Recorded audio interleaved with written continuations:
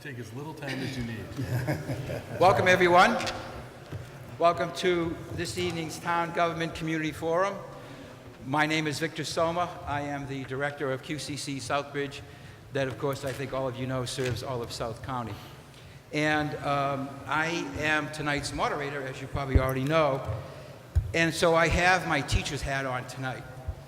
And what that really means is that I'm in charge. And it's always good to be in charge. So I do have a couple of rules for all of us to abide by. And if you just be a little patient, here is what I'd like to have happen tonight. Hopefully, you will abide by these, or else you will be grounded with no laptop, no cell phone, and no tablet. That's the teacher part of me. All right, our petitioner will have 15 minutes to present, up to 15 minutes, which will then be followed by remarks by the rest of the panel, and they will respond in kind. Later on, the audience will have an opportunity to ask questions, and that will be in a 1-minute period of time. I will then look to the panel for responses, and they will have up to 5 minutes to respond as we go forward. A note to everybody, I will, in fact, be careful to look at the time, and I will interrupt. I will apologize for that right now, but I will interrupt you to hopefully make things go as orderly as possible. With that, I would like to do some introductions, and the first thing that I want to do is introduce to you to Professor William Loftus. He is one of our professors at QCC, and he is going to talk in terms of town governing, town meeting governing, and also town council. And then from there, we'll introduce our panel members, and then we'll move forward from there. So what I'd like to do now is just introduce Bill, and he'll come up and talk to you a little bit. Bill?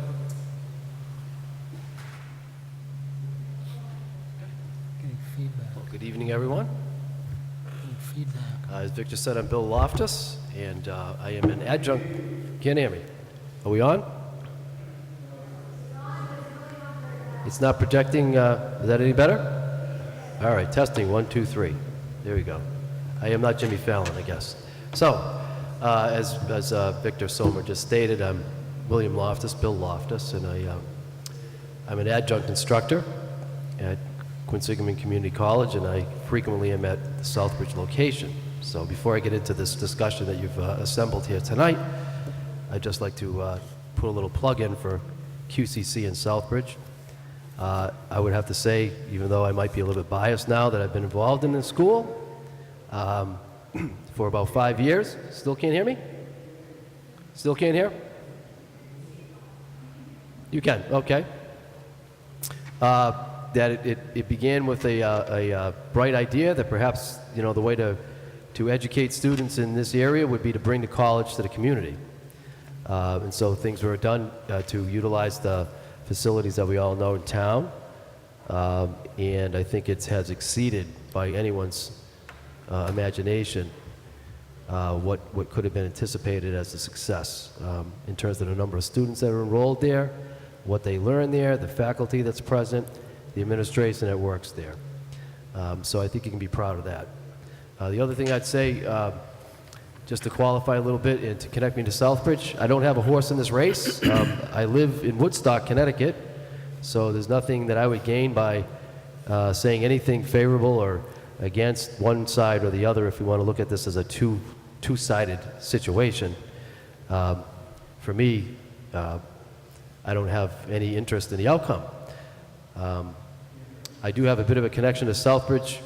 I grew up, born and raised in Worcester, Massachusetts, but for about 8 years, I was the referee that wore the white hat in your annual Thanksgiving Day game between Bartlett and Southbridge High School. So I know a little bit about what Southbridge is from that standpoint. So we're here to discuss, I suppose, a proposal that's before you, and I was asked as an instructor that teaches political science at QCC and history to comment a bit. I would say that I served on the Board of Education in Woodstock, Connecticut for 6 years, and that is a town that also engages in athletic politics, so that everyone is engaged, I think, and has a bit of an interest in the outcome. Oftentimes, it's an adversarial process, but I think all in all, everyone has, the best intentions with their particular view. So I'm also a lawyer. I see Attorney Caplet up there, one of the well-recognized and accomplished members of the Worcester County Bar Association for sure. I've watched him in courtrooms and in other settings, and he's a very admirable attorney. So good to see him there. But we lawyers try to focus nowadays on being civil with each other. Civility is a huge topic amongst attorneys. I remember, I'm not that old, but I guess I'm getting that old, where we could do things on handshakes. If Attorney Caplet told you, I'll see you at a real estate closing at thus and such time, and you couldn't make it, he's the kind of fellow that might, I don't want to make him look bad, but he might actually do both sides at a closing, and you'd get there and it would be all done, right? So, I mean, he's a person who you can trust, and his word is his bond, which is a nice thing to know about a lawyer, I think. But I guess as the discussions have become more animated, sometimes we lose focus on the fact that we're all trying to do things in a positive way. We're trying to accomplish a positive goal. So the way in which we say things is important, and how we communicate with each other is important. So I just thought I'd set that forth as a little bit of a preamble about what I was going to say. And quite honestly, I'm going to try to keep it simple. That's my style in the classroom. I don't want to overwhelm students with too much information. I like to get them engaged and let them be the actual teachers of themselves. I think that's the best way to educate students. So here in this process, I might take a page out of that playbook and try to keep it brief and simple. So, nowadays we're concerned. Sometimes we look down to Washington, D.C., and we may complain that we have a federal government that appears to be in complete stalemate. Some of us in political science would suggest that what's happened is a polarization of the political spectrum, and that in fact there is nothing left to the middle. It's either you're an extreme right, you're an extreme left, you're an arch conservative, you're an extreme progressive or liberal, and as a result of that, no one can find a common ground, and we don't get anything done. So that becomes a frustration for us as we see that kind of trickle its way down from federal to state perhaps, and then into the local area. And I've always thought that really the best government that happens in a local level. The reason being is because, as is the case, I'll use the analogy again with lawyers. If you don't think you're going to see that lawyer again, if you don't think you're ever going to see that lawyer again, you might be inclined to communicate with that lawyer a little bit differently than if you are knowing that it's your neighbor and or you're going to see that person again in another situation. So I think, again, the theme of civility is there. So the issue of stalemate in government might give rise to the belief that perhaps the existing form of government is insufficient, that it's not getting enough done, and that an alternative might want to be proposed. That's certainly a good idea. Politics is an athletic exercise. Some might view it to be a contact sport. I'm familiar with the contact sport of football, and it can be oftentimes violent. But you got to play it by the rules, and it's important to do that, make sure that things aren't getting out of hand. The mere fact, I would say, from my point of view, if a complaint exists about the effectiveness of government on the local level, such that you'd want to change, then we need to consider whether or not a proposed change is actually going to bring about an improvement of the current situation. But in addition to that, I suppose, there ought to be an examination in and of itself as to whether or not the existing form of government is sufficient, is adequate, even if it didn't have an alternative. I think it comes down to kind of a simple illustration, really, when you compare the town council form of government to what might be a town meeting form of government. My experience with the town meeting form of government is that, you know, it originates really from the early creation of our government. The idea is that we all come from where we are, we assemble at a town meeting, we have a certain agenda to accomplish, we all participated to some extent in the creation of that agenda, things that we want to have happen. We have a vote of all the town folk, and the outcome basically is how the town folk vote. You win or you lose on the different warrants that are put forth, the different proposals for different kinds of action. The assumption on that, of course, is that you will have participation in that process. So if you have a town that's, say, 2,000 residents, you hope that maybe you'd see 1,000 show up at a town meeting. I don't know if that would happen. The fact of the matter might be, my personal observation, I just participated in a referendum in Woodstock where we doubled the voter turnout in a referendum vote.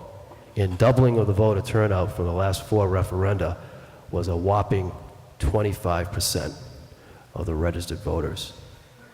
So 25%, and I dare say that's not unique. There is not a lot of participation in government, I hate to say that really, by people broadly, and we can understand why that might be the case. People get busy in their life, they do this and that. Town meeting is really the grassroots kind of government operation. You have your meeting noticed, you invite the public and the town folk to come in. During the preceding time period, you have put forth an agenda that might be an indication of what some people in the town want to have happen, and a vote takes place. If you want to contrast that to town council form of government, let me go back to town meeting. And I would put this out as a question really more than a statement, but how frequently does the town meeting assemble? How frequently does the town meeting come and convene itself to get something done? Is there a provision within town meeting to deal with emergency things that might occur? When government has to act quickly, is that form of government equipped to accomplish what you need to do? It may be. And you may be able to call out the town folk as often as you need to. That's just food for thought. Now, town council form of government, I think, evolved along the way because, really, if you look at the history of government, probably in the turn of the century, there was a feeling that that government generally needs to be a little bit more professionalized and better organized, let's say, and also a little bit more nimble. That is, it could be more frequently engaged to deal with whatever was before it. So you would have, the idea came about that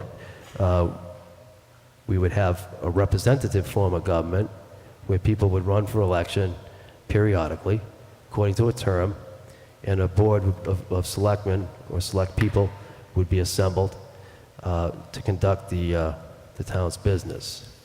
Southbridge has a town manager, correct? Yes. Right. So along the way, you know, the idea of having either an elected mayor or maybe a professional, educated, trained, and experienced town manager came into existence because governmental operation had to, you know, be accountable for a number of different activities. So you see the evolution of the idea of having a executive, professional executive, paid to do certain functions of government on a regular basis.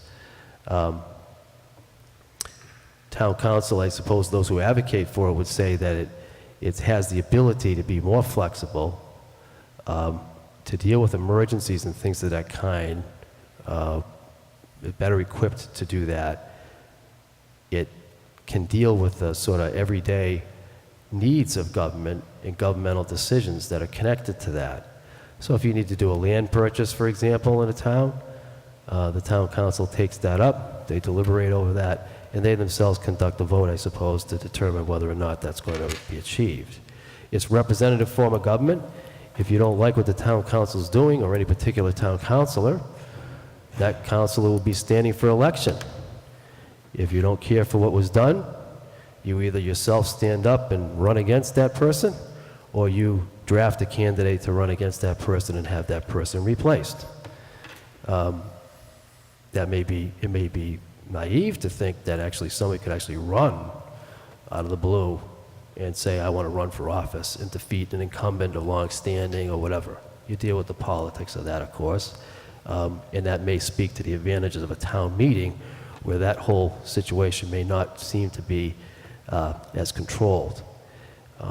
I teach a course in state and local government at QCC, and and I don't want to suggest by what I'm about to say that there's any problem here in Southbridge or even broadly beyond that, but the textbook that I chose to use is one that's entitled Power and Corruption, because it's a expose, I think, on how government can run when it's run well, and then how it can run when it isn't run well. And we look at different situations where power can kind of corrupt. I don't want to say he was a bad mayor, because I don't think he was, but one mayor historically you can look at as having a lot of power, and I'm not going to say he was corrupt, was Mayor Daley of Chicago. There's a story told about Mayor Daley that related to, I think it was called Meigs Field, which is a Naval Air Force field in Chicago. It was located in the center of Chicago. And that wasn't a great place to have that kind of an airport. So they moved the airport north of Chicago. And so that federal naval field became vacant. It went fallow. It started to grow grass and it wasn't being used. The mayor had an idea. He thought it would be nice to have that be a park. So one might think if you wanted to do that, there would be some interaction between the mayor of the city of Chicago and the federal government to see whether or not his idea could be effectuated. But Mayor Daley had a lot of power. So he just called the Public Works Department one day and he said, come on over to Meigs Field and start digging it up.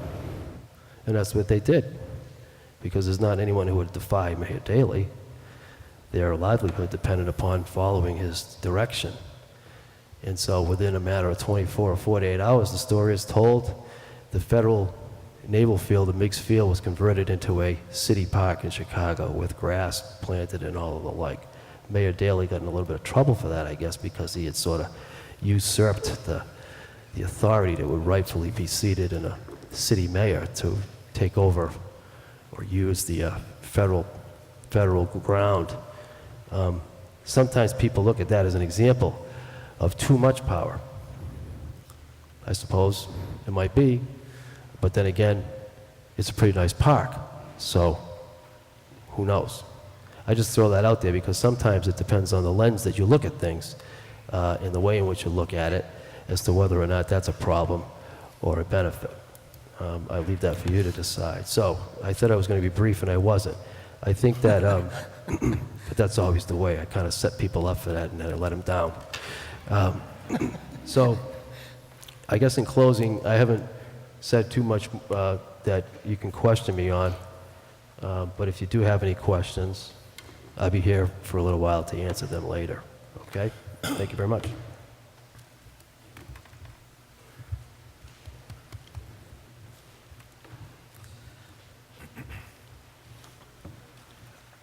Thank you, Bill. Appreciate that. What I'd like to do now is to have the panel folks introduce themselves, tell us a little bit about themselves, and we'll go right around here, and then we'll start the proceedings. Mr. Jovan, please start. Okay, yeah, for those that don't know me, my name is Jack Jovan, longtime resident of Southbridge. My grandparents emigrated here from one side from Italy, the other from Albania. Been involved in the town. My father had the distinct pleasure of serving on the town council back in the 80s. Myself, I am not a part of the petition group or the other group. Simply what my role here is the fact that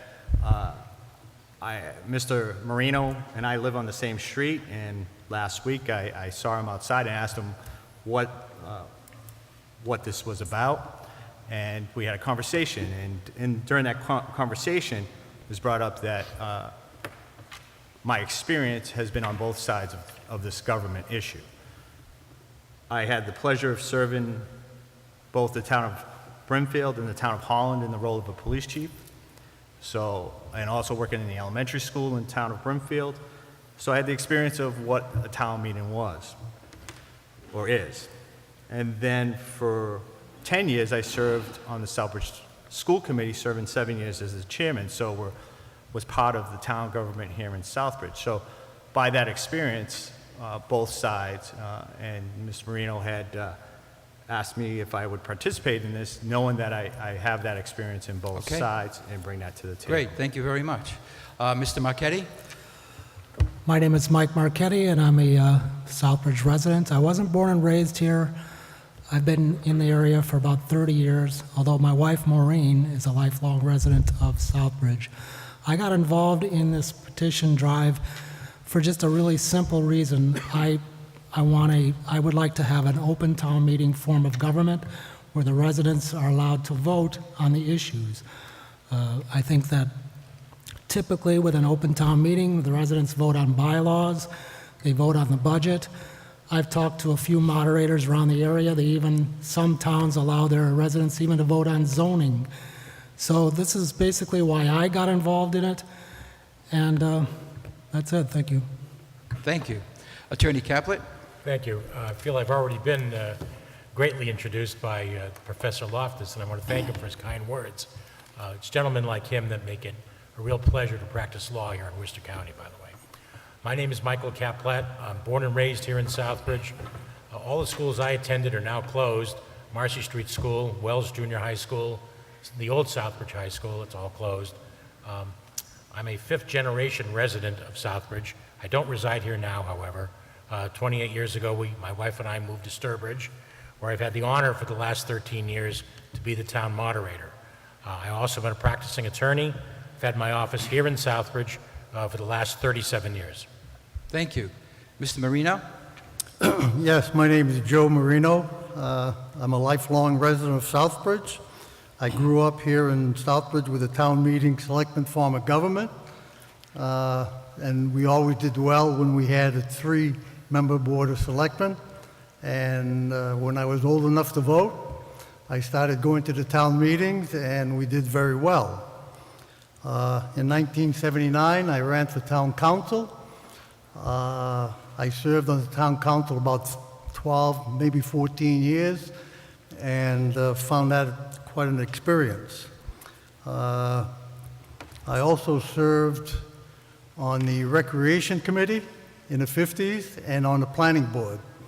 I've been very active ever since, and this year here we formed a citizens group to get this petition off the ground. We built a nice coalition of different people from all walks of life, and we advertised in our local paper, and the results were good, and that's why we got the petition before us tonight. When this form of government came into effect, it didn't take long that the voters started losing the love for a city form of government. They lost we got rid of the Finance Committee. We lost our right to vote. For 40 years, we have not had any good leadership. Let me just get the other folks to introduce themselves, and I'll turn the floor over to you in a second. Is that all right? Okay. I want to ask the other folks to introduce themselves, and I'll turn the floor over to you in a second, okay? Mr. Lynch. Yes, my name is Bernie Lynch, and I was most recently the city manager for the city of Lowell. Served as city manager for about 7.5 years, a little bit more. Prior to that, I was the town manager for the neighboring town of Chelmsford, where I had the opportunity to serve as the first town manager with a representative town meeting. Prior to that, I served as the executive secretary with an open town meeting, so I have experience in all 3 forms of government. I'm also an adjunct professor of political science at the University of Massachusetts Lowell. I've been doing that for about 35 years. And most recently, I've become an adjunct member of the political science faculty at Suffolk University, teaching a course most recently on civic engagement. So that's my background, and happy to be here tonight to lend my knowledge and my thoughts. Thank you. Mr. Markle? My name is Bob Markle. My first career was in teaching, taught political science at American International College in Springfield and later on at Westfield State, now called University. City Council defeated a bond issue in Springfield to renovate the classical high school. I ran for the council, got elected, served 7 terms, 2 terms as mayor and chair of the school committee. And I'm probably here tonight because I've served in 4 of the most important or dominant models of municipal government: mayor and council, weak manager, selectmen, and town meeting, strong manager, selectmen, and town meeting, and also strong manager and council. Thank you very much. John? John Chugda, lifelong resident of Southbridge, own a manufacturing and property in town. Sat on the Charter Commission to revise it, not the last one, but the one before that. And very interested in town politics and willing to give everybody a hand. Give this Terrific. Thank you very much. All right. Mr. Marino, the floor is yours. Well, we started this petition because I think the people were frustrated that we lost our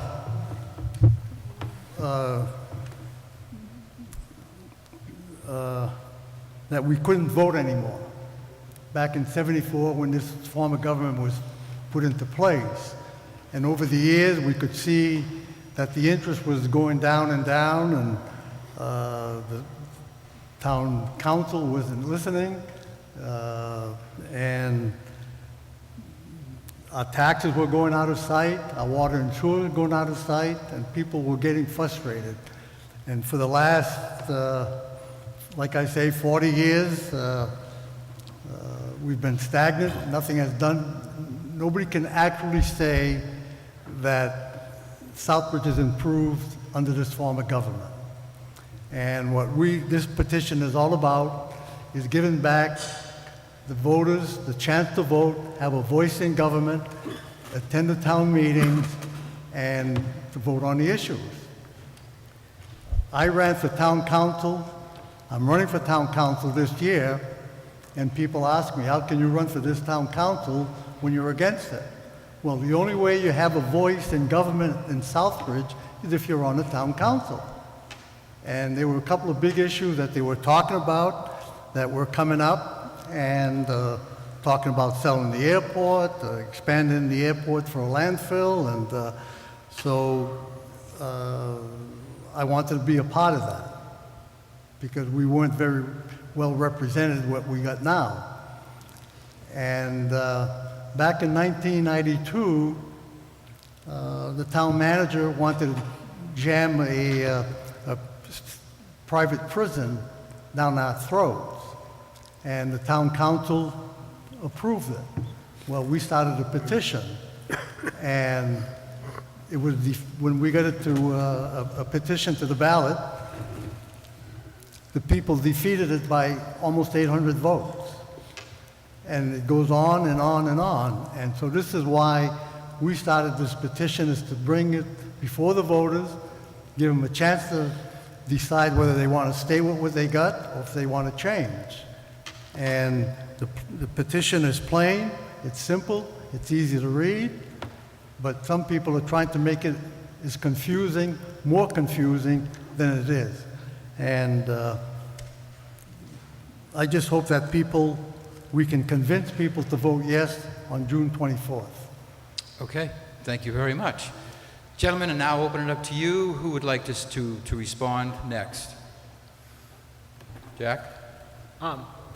Well, you know, I've struggled with both the concept of town meeting and town council, and some of the words that Professor Loftus says was that if you're not happy with your government, that you look to change it, and that's what's before us now. I think the beauty of the petition is that fact that it does go to the voters, and the voters are going to have a say as to whether this form of government is something they want to continue under, or they want to change and do something different.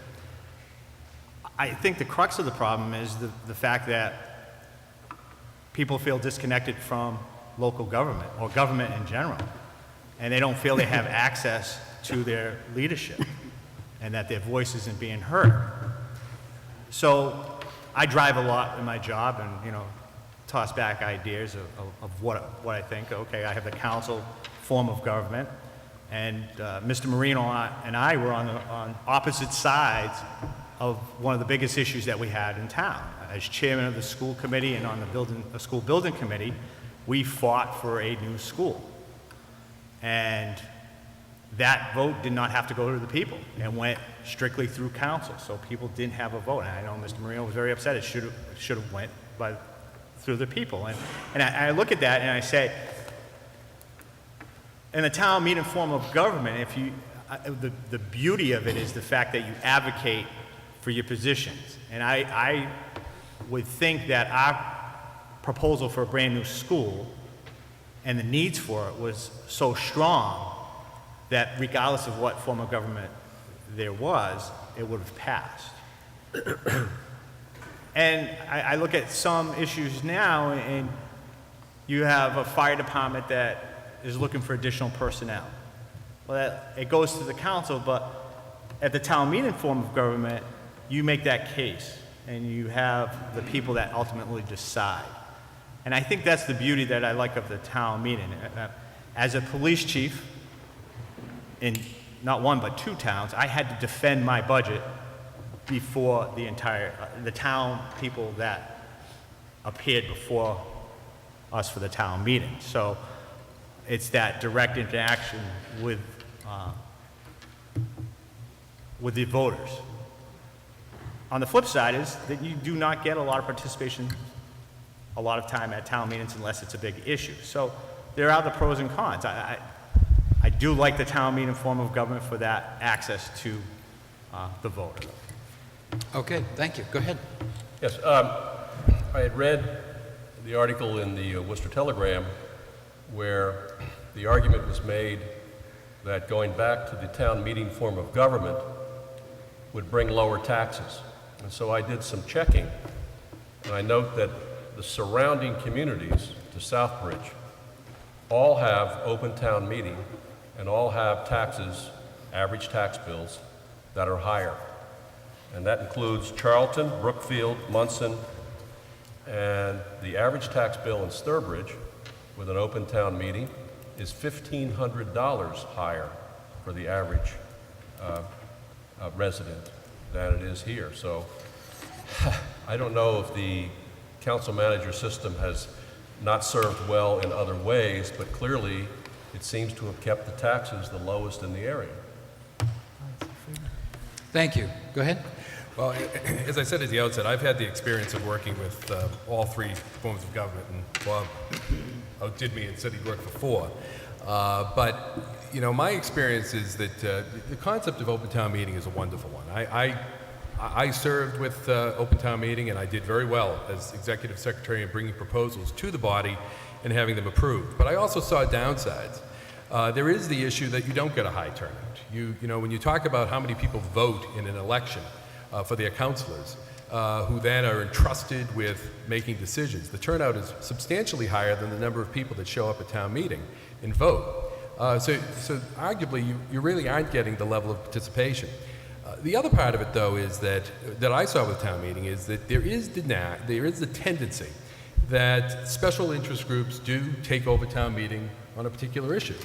I had a case right before they changed the form of government in Chelmsford where a group of people came in and voted in a budget for one of the departments that was about $500,000 higher than was recommended, and that we had revenues to pay for.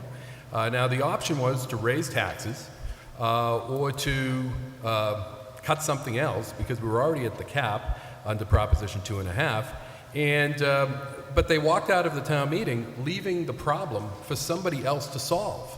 And it's really not a responsible way to do things. So I do think that that's an issue. And on top of the fact that you always do have a problem with getting a quorum in many communities. I think it's going to be a particular problem in Southbridge where the political or governmental development has really been one of going away from town meeting for 40 years. Once you put, if you were to put town meeting back in, I'm not sure people in a community would know what to do because they simply wouldn't be used to it. And so I think that that's certainly an issue that has to be considered. Representative town meeting, I really liked because you had the same group of people coming in, the 162 representatives that were voted in by the citizens. They recognized that they had to deal with the repercussions from their decisions. If it was a zoning decision, if it was a budgetary decision, it fell then on them to deal with the problem. Now the problem with that, the representative town meeting that I saw, is that the Board of Selectmen is sort of sitting there in between. They're not sure whether they're a legislative body, which they're not. They're not sure whether they're the executive body, which they are, but then they try to get into the more of the nuts and bolts day-to-day operations that frankly you don't want politics playing a role in. You would rather have that be handled by a professional manager. And that's a position that I advocate for strongly. I did have the opportunity to serve at the council manager form of government. I can tell you for the last 2 years, Lowell had a 0% increase in its taxes. And the year before that was 1.25%, where we've got one of the lowest tax rates, tax bills in the state. We've got a tremendous amount of economic growth that's taking place in the city, and it works well. Now, that doesn't mean the manager and the council always get along. Trust me, I didn't. But the council and the manager are on the same page. The legislative and the executive branch work hand in hand to solve problems and deal with the issues that arise. That's really the benefit. You get the benefit of a strong manager that has education, experience, high ethical conduct, and the like, but most importantly, they work cooperatively with the city council, or in your case, the town council. So I found the city council form, the council manager form, truly to be the most accountable form of government. People knew where the buck stopped. They knew that ultimately it was up to the council to make the right decisions.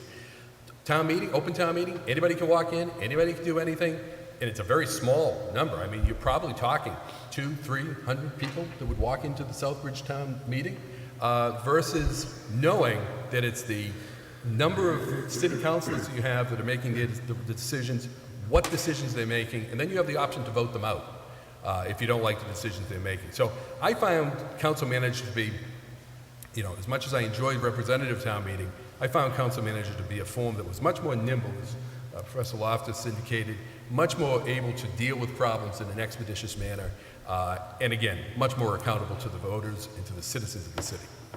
Thank you. Gentlemen? Thank you. First, I think the most important takeaway from this meeting tonight is that each town, each and every town and city, the 351 cities and towns in this Commonwealth, should have the form of government that is right for that city or town. There is no one size fits all that works here. I can tell you though that of the 351 cities and towns, 296 have either open town meetings or representative town meetings. I believe there are, and I could be wrong about this, I think there's 14 true cities with mayor and city council forms of government, and the rest are towns or cities like Southbridge operate under a charter, a special situation, somewhere betwixt and between, and I think that's the best way to characterize it. Many towns like Sturbridge, and I just want to correct one thing that Mayor Markle had said before. I feel I have to defend Sturbridge's honor here, at least. I was reading from the municipal directory, that's what it said. Absolutely true. The total tax bill that a homeowner in Sturbridge would pay is probably, I'll concede, $1,500 more. That's because the value of the properties in Sturbridge is that much greater. The numerator, if you will, the tax rate in Sturbridge is, we have a split tax rate, $19.20 per thousand for residential and $21.65. The tax rate here in Southbridge is $19.64 for both commercial and residential. So you can argue or debate which way you go. Is the rate the important thing, or is the total tax bill the important thing? If you have a home that's worth more or worth less, I guess it all depends which end of the spectrum you're on. But having said that, Southbridge did have a town meeting and it worked very successfully. I can say that because I'm one of the few people looking around this room, and I won't age anyone else, who attended the last few town meetings. In those ancient days of yore, I think I told the town council I was the recreation director while I was in law school. so I had to go as a town official to those, and they were well attended. 200, 300, 400 people would be typical of what we would have at a town meeting in Southbridge in those days.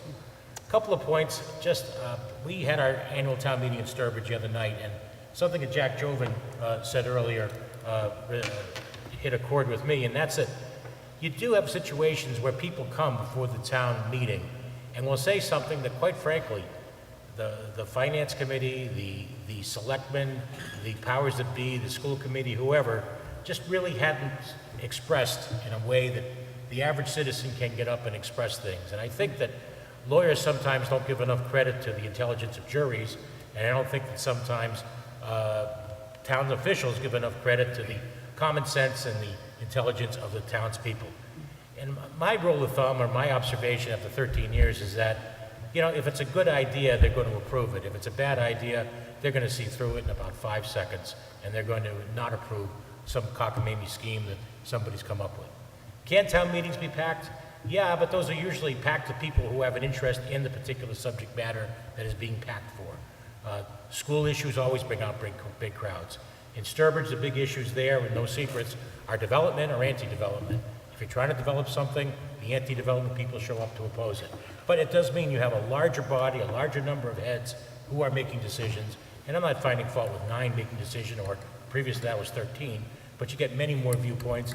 And as we had the experience Monday night, we heard some things from voters that, quite frankly, I don't think anybody on the stage, and that's what the selectmen and the finance committee could honestly say that they had thought of. And it was well presented, and those voters' positions were what carried the day. One was a fire department issue, and one was a police department issue. So just coincidental that you mentioned that. So I think there are things that can be gained, but the most important takeaway, I'm going to say it again, is each town has to come up with its own form of government that it feels confident in. The voters can put their heads on the pillow at night and say, this works for us. I'm being represented. I either have a chance to speak at a town meeting or represent at a town meeting, or my counselor, whoever he or she may be, is representing me in some adequate sense. There appears to be a disconnect here. We had 700 people that signed this petition. That indicates some level of discontent with the form of government. So there's something that has to be addressed and something that has to be done to bring this back into connection. Thank you. John? Well, I sat on the Charter Commission that we revised the charter. It was right around Mr. Coughlin's time, our town manager. And all our meetings were open, and we were very saddened to see that there was really no interest in the what we were doing. We'd get 1 or 2 people every now and then. So it kind of made us believe that everything was okay, with the changes that we wanted to make and things. And so it's kind of like, are we going back into time? Southbridge was one of the first ones to have a charter town council government. And in my opinion, it's run pretty good. But like someone said, if you have a weak manager or a strong manager, there's a big difference there. The way the council gets along with the manager is very important. And I've seen, I watch newspapers a lot, and like the Sturbridge Town meeting, the Dudley Town meeting, Webster's Town meeting. And, there is a lot of stacking of specific fire department, police department issues. There always will be. And, like I think it was Mr. Lynch that said it, that, that people will vote on this and then just leave it for everybody else to figure out how to do it, With the town manager, you don't have to figure it out. It's his job. It's his job to do it. And one of the nicest things I've seen with the council that we expanded was that on the subcommittees brought in private people, private citizens from the town who are interested in whether it was PPP or a highway department or something, general government. And I think it brought a whole new outlook to the council and then to the town, and so if people want to get involved, they can get on the subcommittees. So that's about all I got to say, but, it's good that, Mr. Marino brought this up. I look forward, to voting on it. And, everybody has their own say and their own, I just want to say you did a good job on the council when you were there, so. Thank you. Michael? Well, like I said in my first statement, this is really a simple issue for me, and that's an open town meeting where I'm allowed to come and vote on the issues. I'm not here to pick any fights or be negative on anybody. I don't have a problem with all these other side issues. What I want is an open town meeting that I'm allowed to vote. I was going through our petitioning, and I know a lot of people here have been asking about our petition, and the complaint is we haven't been talking about it. So I went through it, and I just made some notes here. If you give me a little time, I'll try to go through it as fast as I can. In Section 1, we're not eliminating town bylaws that were created after 1973. The way I read it, we're just reinstating bylaws that were in effect when we had an open town meeting. In Section 2, the selectmen don't have all the power to vote on bylaws. The residents have the final say on bylaws. In Section 3, we're simply adding a moderator.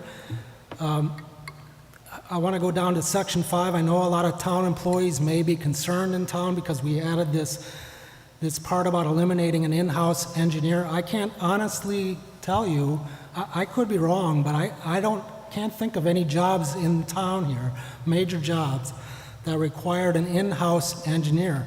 And it's certainly not my feeling. I don't want to eliminate jobs. In fact, I agree that we should probably take over the water and sewer department, adding more town jobs.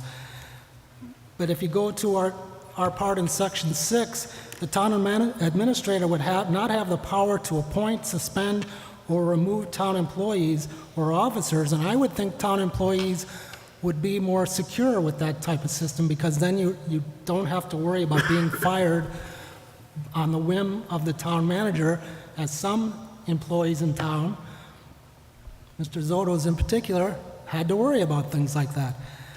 So going down to adding a finance committee, I don't think there's anyone on this board who can disagree that Southbridge needs a finance committee, and I don't know why we don't have one. Section 10, we did make a clerical error when we talked about the number of selectmen, or on the term limits. We made a clerical error. We admit it. That's something that will be addressed by the legislatures. Someone once said that Southbridge has become too big of a town to have a town meeting form of government, but just going online, I saw that Framingham, which has a population of 69,000 people, they have a town meeting form of government. So, like I said, this is really a simple thing for me. I just want to be able to vote at town meetings, and that's all. Thank you. Thank you very much. Any further comments? Yeah, I agree with Bernie on the issue of accountability. I think some may think that the open town meeting form of government provides greater accountability. My experience is just the opposite. You have 4 entities that share power in that form of government. You've got your town meeting, you have your board of selectmen, you have your town manager or town administrator, and typically you have your finance committee, which is strong in many communities. Something goes wrong, and who's to blame? I think we've all had the experience, of those of us who've worked in several types of municipalities, of no one's to blame. You get finger pointed. I didn't do that, the town meeting did that, or the selectmen did that. And so I think I'm an advocate of strong central management, because I think that's more accountable than the open meeting type format. Strong management means this, that whether you have a governing body that's a board of selectmen, or whether it's a town council, you hire a manager and you hold that manager accountable for the operations of all the departments, police, fire, public works, etc. If they don't perform effectively, if they're not plowing the snow effectively in the wintertime, if the police aren't doing an effective job, it's the town manager's responsibility, and you replace the town manager. In conjunction with that, the town manager needs the power to act. I disagree that, you say that town department heads have less security. That's true. The town manager needs, the critical function is the ability to hire department heads and, if necessary, replace them if they're not performing effectively. If we look at government departments at all levels, federal, state, local, when problems develop, whether it be inefficiency, waste of money, or in some cases corruption, it's typically because that municipal or state or federal agency is not getting regular scrutiny by central management. And the other problem that exists when you have semi-autonomous departments that are not particularly responsive, don't have to be responsive to central management, is that you spend a lot of time and money within the governmental system working out arrangements and mediating squabbles among semi-feudal barons. I'll give you an example. I am doing some interim work in the town of, well, I shouldn't mention the town because I won't mention I'm going to the have to town. give you I'm one doing more- some interim work. I'm going to have to give you one more minute. Okay, the town clerk is elected, the planning board is elected. They have not updated their zoning code for 20 years. They've updated it at town meeting, but it's not in the booklet. Why? Because the clerk said that's the responsibility of the planning board and their secretary. The planning board said that's the responsibility of the town clerk. Both say, I'm elected. I don't have to respond necessarily to the town administrator. And so I have wasted a good deal of time trying to mediate this and trying to get an updated zoning code that serves the interests of the public. Frankly, I failed. The town clerk just left, and I think I'll get it done. But nevertheless, in a town manager form of government, in a strong town manager form of government, that problem takes about 10 minutes to resolve. And you don't waste time and energy playing games with various department heads that, for one reason or another, are able to assert a measure of independence from central management. Thank you. Any other further comments? If I don't hear any, I would like to now turn it over to the audience. Should you have a question you want to ask, I would ask you to come up to the microphone right here, tell us who you are, and please ask your question. Anyone?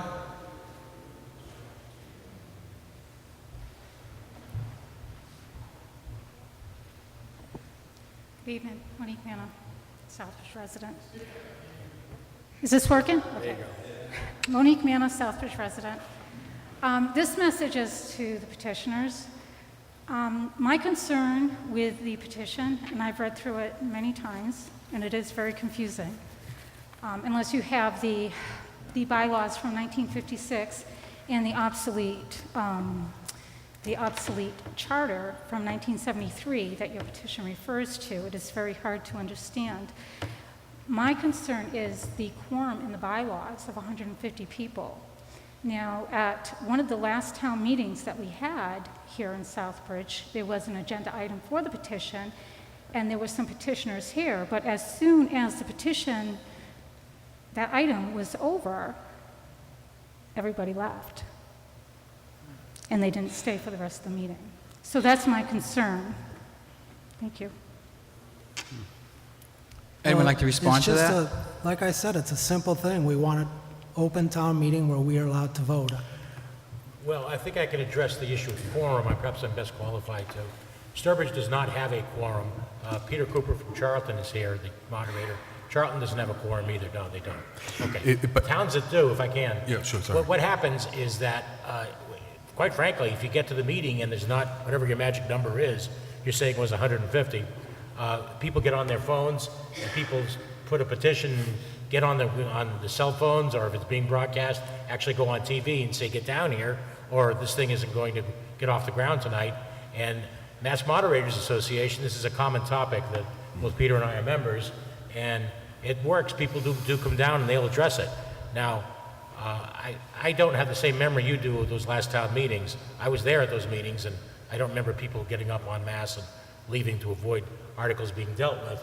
Quite frankly, I remember them to be well attended, and the change of government issue to be very hotly debated back at the time. But memories fail, I guess, over the years. Having said that, obviously, ultimately, yeah, you're right.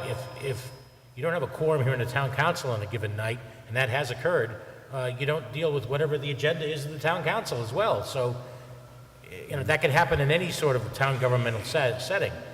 The advantage of town meeting, at least, is that you have 150 people making a decision. And as I indicated earlier, sometimes out of that 150, somebody has a bright idea that the other 149 had not thought of. We had that in Sturbridge, as I related earlier. But you're quite right. If you have a minimum quorum, you can have that problem. Now, if you reinstate these bylaws, and this is just one of them among many, and I honestly don't remember what the bylaws are. I have a copy if you'd like them. Okay, thank you. I probably have it back in my office, and I just haven't looked at it in years. But anyways, having said that, you can change them. It's that simple. If you find 150 is unwieldy, you can make it 75. You can make it 25. You can make it 0, as Sturbridge and Charlton do. I understand what you're saying, but the petition calls to go back to the 1956 bylaws, and in the 1950s, this is what the 705 people signed. But once So, and that's a very great concern of mine. well, if the town government is changed to a town meeting, obviously, once you're back in a town meeting form of government, at the very first town meeting, at the 10th town meeting, whenever, the people can petition and put onto a warrant an article changing this bylaw, that bylaw, and whatever it is. If it's a general bylaw of the town, it's a majority rule. If it's a zoning bylaw, which town meetings do act upon, by the way, that's a two-thirds vote. If it's a question of borrowing money to build a new school and you're going to bonding, that's a two-thirds vote. There's a whole bunch of these things. Thank you. Mr. Lynch?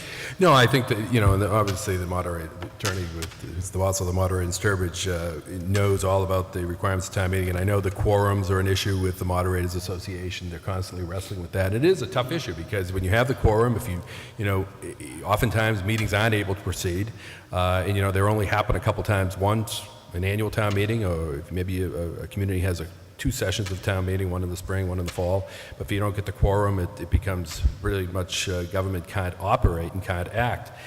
You do have the problem of, without a quorum, of even more likelihood of a small group of people sort of taking over and hijacking the system. And I guess there's an argument to be made that if that's the way it is, that's the way it is, and maybe people will start to participate more. But people are have very busy lives. They're very, and many of these issues, they feel like they will just let somebody else handle, and they trust their government to do that. I do think that there's an issue of trust in government across the board, in all forms of government. And I think that more needs to be done to sort of engage the citizens in that. It's great to have so many people here tonight to do that. But I do think that you do run into the problem that I experienced it myself, as I said with that story, that people came in, they voted a budget, they walked out the door, and there was nothing that could be done. That was the way the town meeting closed that night, with everyone walking out the door, and that was the end of it. And it does lend itself. If people are concerned that government can't operate efficiently and effectively to get the job done, I don't think you solve that by fragmenting the system more. As Bob pointed out, you have 4 different groups kind of pointing fingers at one another and really not being able to solve problems. I think you have to have good people running for council. The citizens have to hold them accountable. The citizens have a right to come to their meetings and petition the city council and participate in the process. But I do think that I don't know of any community, and someone else here might, but I don't know of any community that's gone from town meeting to representative town meeting or town meeting to council that's ever gone back. Because when they look at it, they realize that many of the same complaints are going to exist, but it's not going to be the most effective form of government. Michael? Well, the issue, this is another one of those issues that it just seems like it's a side issue that I don't know where the 1956 is coming from. I don't see it in our petition, but it's just another side issue, and all I want to do is stress that what I want is an open town meeting where I can vote. Going back to 1956, I don't see it in this petition, but some people say we're going backwards. I don't think we're going backwards. I like to say we're going back to the future. So that's all. In the interest of this not turning into a debate, let's go to another question. Anyone else? Please, tell us who you are and state your question. Sure. I'm Peter Cooper. I'm the moderator of Charlton's town meeting. How am I doing? You're doing fine. Thank you. And I think town meeting works great for Charlton. I have no idea whether it will work great for Southbridge. That's up to Southbridge to decide, but I kind of wanted to give my perspective a little bit. I think that you have sort of two extremes. You want to look at the possibilities of what a government could be. On one extreme, you have this, ultimate dictatorship, a totalitarian, where you have a, decision made and it happens, and it's very efficient. You have centralized, it's extremely efficient. And kind of on the other extreme, I think you have pure democracy, like at a town meeting, where someone has an idea, it doesn't just happen. Now, people complain about gridlock in Washington, and certainly there's problems. But that's because it's not that one person says, I want this to happen, and it happens. It's because you have to get a bunch of people all agreeing on what should happen in order for anything to occur. So you need consensus of a large group of people. Now, whether that large group of people should be, the 9 people of a council, or the couple hundred of a representative town meeting, or everyone who comes to an open town meeting, there's pluses and minuses. Do you have to a all question sorts you of want them things. to address? No, not specifically. I think it was just more kind of trying to, Okay. I don't know what their thoughts are on what the right sizes of people We that have you no should get to objection. agree on something. Maybe that would be the question. The size of the population of the The community? size of, how many people should agree that it's a good idea before it's what happens? Should it be, just the few people of a council, or a large group set of people like a representative meeting? As long as the council is not self-appointed, then I would say that it's, whatever the system, I would agree that it's up to the community to choose. I mean, Framingham is a good example of perhaps, but I will tell you that Framingham has, I grew up in Framingham actually, they have a representative town meeting, and they've been wrestling with whether to do away with representative town meeting and go to a council manager or a council mayor form of government. But that's another side issue. So, Thank you. Next, Yes. tell us who you are. James Satilli from Pinedale Street. Question? I'd like the learned board to consider this question. Let's go to 20,000 feet. We have a town here who had a strong council and a strong manager. For 43 years, we've never progressed one bit economically. We've lost. Worcester Business Journal has expressed that many times. We've lost a lot. In your case, Bernie, you probably had a good economy backing you up to make and support your government, to keep your electorate happy. Here, we have a different story. It's a backwater. We don't have an off-ramp or an on-ramp to a highway, and so we're basically dependent on each other. The folks that are on our council now, and have been on our council for the last 32 years that I've been here, are good people. They can't wrestle with it. The way I see it is that we have to go back to the folks, and let them tell us if we're right or we're wrong. So go to 20,000 feet. Economically, we haven't moved. And that's and the council hasn't helped that.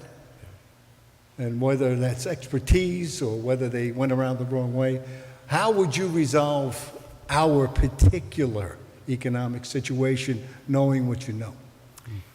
Well, since you mentioned my experience in Lowell, Lowell, of course, Lowell has had there's several different ways I could address this, but Lowell is an interesting situation because it's got the council manager form of government. It's had it since 1942. And Lowell at one point in time, in 1971, thereabouts, had the highest unemployment rate in the country. So, there's council manager, open town meeting, there's no panacea. Lawrence also has had its struggles. It's a similar size city, it's a similar city, it's a little smaller than Lowell, right down the river. They have not succeeded. And I think a big part of that is the political system, the governmental system of council manager versus a mayor form of government. In that particular case, it's a very weak mayor, too, very few powers. But I think, I don't know, I can go around the state and look at a number of different communities, and I've had the good fortune of knowing many of the people that are in those different communities, and I don't think it's the form of government necessarily that always solves the problem in terms of, issues like we don't have an on-ramp or off-ramp, we don't have access to the highways, we don't have, certain things. Some communities have very strong universities that help them. Quinsigamond, great having Quinsigamond here in the city, in the town. It's a I think it's a great resource to have. Certainly Lowell has benefited from that. But you take the resources and the strengths that you have. I will tell you, I've been to Southbridge only a handful of times. I came in tonight with a different perspective because I was going to be speaking here tonight. You've got a beautiful downtown. You've got a great opportunity here. Given what people are doing now with downtowns, people are looking to do that. I don't know what your transportation system is like. I don't know where your people work. But do they have close access to Worcester? Would they live here because it's more affordable? Could you build on your downtown and what you have with utilizing the concept of the creative economy to bring more things happening here? I spent the last hour and a half at your hotel and conference center. Let me tell you, Lowell would kill for that. We don't have that. I mean, we have the university that has a conference center, but not a building like that. I think some good things have happened here in the town of Southbridge. But again, I don't know all the ins and outs, and certainly Mr. Marino goes farther back than me. But I think you solve these problems. A good form of government can address this with expertise, and I think the council manager form of government, I happen to think, represents the best opportunity to do that. Thank you. Mr. Dovin? Just a couple comments, and I think one of the points that was made here, and it was just a little slip there. It was town. I'm used to saying city, I apologize. No, and to my point is, Southbridge doesn't have an identity, really, of the form of government. We are a city form of government operating as a town. That's right. So we don't have that identity. Are we a town? Are we a city? What is our vision? That is the crux of the problem. Is a town meeting form of government going to change that? I don't know. I think one of the things that frustrates me is that there's no opportunity for debate. There's no opportunity for the averages to really come up and question leadership, to say, these are bylaws that we're going to put out. There's no dialogue from Mr. Soma's position to the dais here.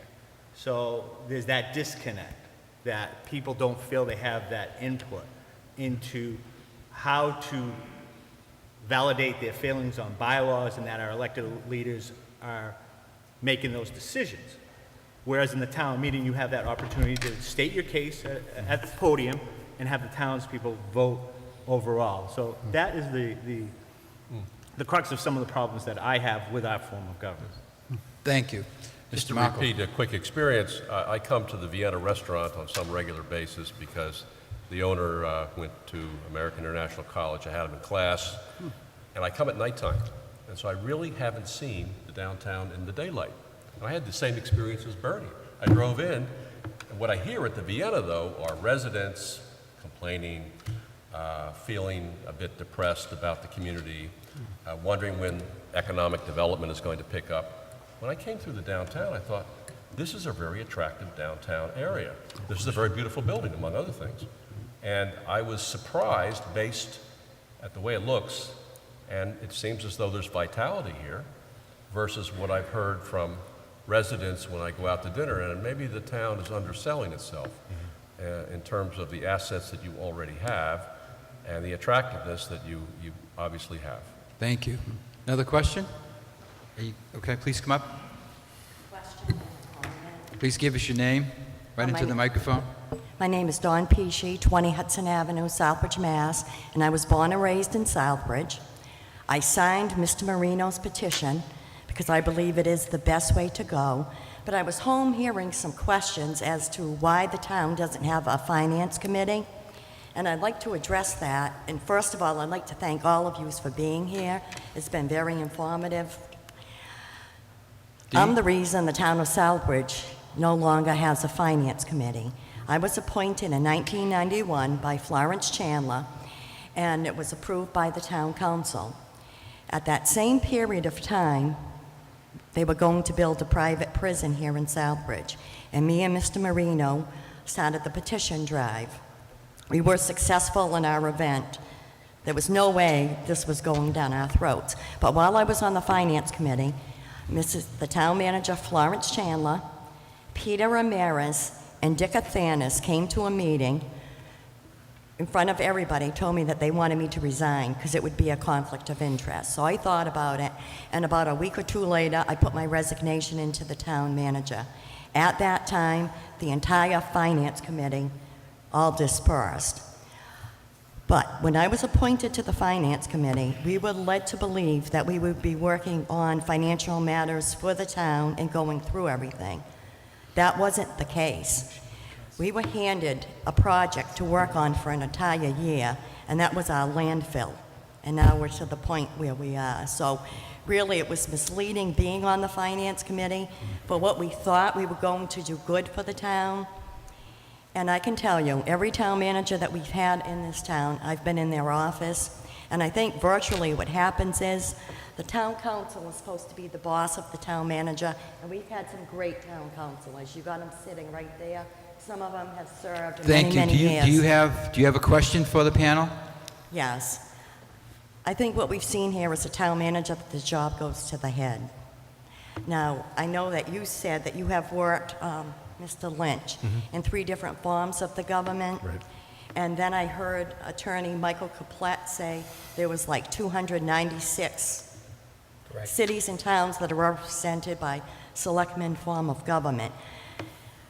Now, in your opinion, if the town of Sturbridge, if you were to wake up tomorrow and the town of Sturbridge wanted to go to town council and town manager form of government, would or would you not be in favor of it, Attorney Caplet? Well, again, as somebody pointed out to me when I was at the town council a few weeks ago, Southbridge is not Sturbridge, and it's not. And I guess your question is about the finance committee in reality. And every town, and that's why it's part of the petition here, that there will be a finance committee. What happened, if I remember correctly, and back in those days, it was not required that it had to be a finance committee, that it could be dispersed or appointed or not appointed. If your town charter or your town bylaws require that there be a finance committee, then there must be. Now, the powers of the finance committee, and they vary from town to town. In Sturbridge, they weigh and consider every article that's before the town meeting, even ones that are strictly financial, obviously the town budget, and things that may not be, on the surface at least, financial, like zoning. You can make an argument even a zoning article is financial, of course, because if you're going to have 2-acre zoning versus 1-acre zoning, it's going to mean fewer houses, fewer kids in school, fewer teachers, but it may mean that those houses may be more valuable houses, so there is a financial component in virtually everything. You take it to it's ridiculous. But they are independently appointed, not by the selectmen, but in Sturbridge at least, by the town moderator, by me. And I've had the privilege of appointing, I think, 15 different people since I've been moderator. We've still had a couple people that are the originals, if you will, since I became moderator, but there's a very steep learning curve in learning town budgets. It's not something, and I think everybody can agree on that, it's not something you can just pick up in 5 minutes and say, oh yeah, let's do this. Because you have to see, obviously, what the town's resources are, what the town's needs are. You have to try to figure out, yes, most often, what state reimbursement you're going to get, and not just general government. On school budgets, God bless you on that one. Who knows? Thank you. I can tell you that. Thank you very But much. that'll Next be- question, Thank right up you. here. Please step up to the mic and give us your name. Right up to the microphone. Am I close enough? Closer. Closer. Am I kissing? There you go. My name is Kenny Asidia. I'm a resident of Southbridge. No, I cannot understand. My question is this, to you and to everybody. I thought this was going to be a forum where we were going to explain what town government is and what the other form of government is, and not ask these questions, okay, what do you do? I've been here for 40 years, I walk the streets, I do this, and I run this government, and I run this government. I thought this was a forum to explain, not to say, I saw your restaurants, I saw your roads, I saw downtown, it was so great. Have you walked in the morning? Have you walked in the afternoon? Have you walked at night? No. Then the next question, now this is a question. I know these people. They were residents of Southbridge and Sturbridge. These are the people who represent the new thing that they want to bring in. I don't know who these people are. I don't know where they came. I don't know who invited them. Who invited you, sir? Someone reached out to the municipal association, and because of my experience, No, the state municipal I association. can't hear you.